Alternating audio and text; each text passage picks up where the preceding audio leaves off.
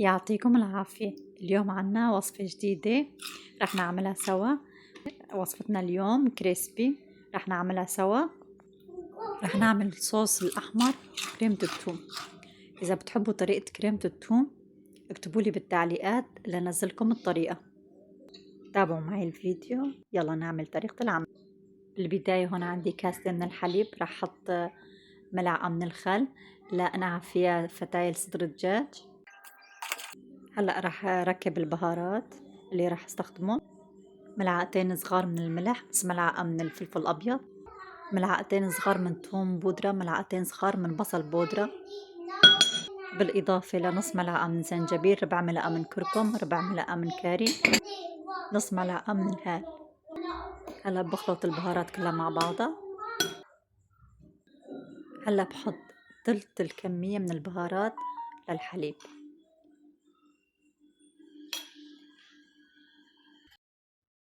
بحركهم كتير منيح.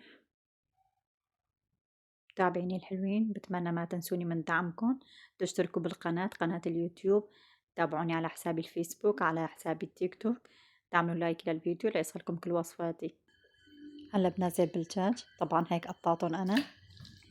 طبعا هون انا ما رح اليوم فورا، رح استنى عليه ل4 ساعات. بتحبوا تستنوا عليه 6 ساعات 7 ساعات كمان بيصير، او تقلوه فورا كمان بيمشي الحال. بس انا رح خليه بالتتبيلة لمدة 4 ساعات. هلأ بحطه بالبراد لمدة 4 ساعات. بحتاج ل3 كاسات من الطحين. هلأ بتبلها. رح أضيف عليه ملعقة من النشا. النشا بيعطيها قرشة. رح أضيف البهارات اللي بقيوا، تقريبا رح أضيف كل الكمية. رح أترك نص المعلقة. بحركهم كتير منيح مع بعضه. هلا هون عندي مي للشرب، رح أضيف عليه بيضة. بضيف قدر ملعقة من الخل. آخر شي البهارات اللي خليتهم على الجنب. هلا بتقولوا كترتي كل هالبهارات.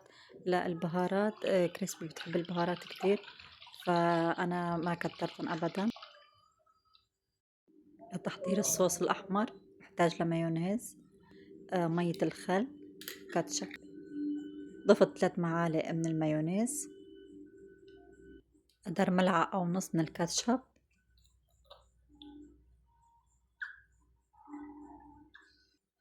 رح أحط ملعقة من مية الخل. بحركهم كتير منيح. هلأ صار وقت القلي. عندي هون زيت نباتي، تقريبا الحرارة رح تكون بين 160 و65. رح أحط ملعقتين من التتبيلة ليعطيني هيك تكتلات بالطحين. بحركهم شوي. رح أخذ شوي من الطحين، رح أحطها على الزيت. إذا طلعت لفوق معناته صار وقت القلية. فورا طلعت لفوق. يلا هلأ منبلش بالقلي، نجهزه منقليه. أول شي على الطحين، طالعة بنفضها من الطحين، بغطى بالمي، طالعة من المي برجع بحطها بالطحين. هلا بغطيها كتير منيح بالطحين، بطحنها كتير منيح. شوفوا الحرشفة ما أحلاها، بتجنن. هلا بنزلها بالزيت. طبعا النار ما لازم تكون على أعلى درجة، متوسطة. ما شاء الله لونهم بجنن. هلا خلصتهم جهزتهم، ما شاء الله شكلهم بشهي. هاد كان وصفتي لليوم، بتمنى إذا عجبكم الوصفة تكتبوا لي بالتعليقات، تكتبوا لي تجاربكم. هلأ مندوقة. ما شاء الله طالعة كتير طرية ومقرمشة. سمعانين القرشة؟ ما بتتخيلوا طعمة الصوص الأحمر اللي عملناه وكريمة الثوم، طالعين كتير طيبين. بتمنى تجربوه. صحتين وهنا.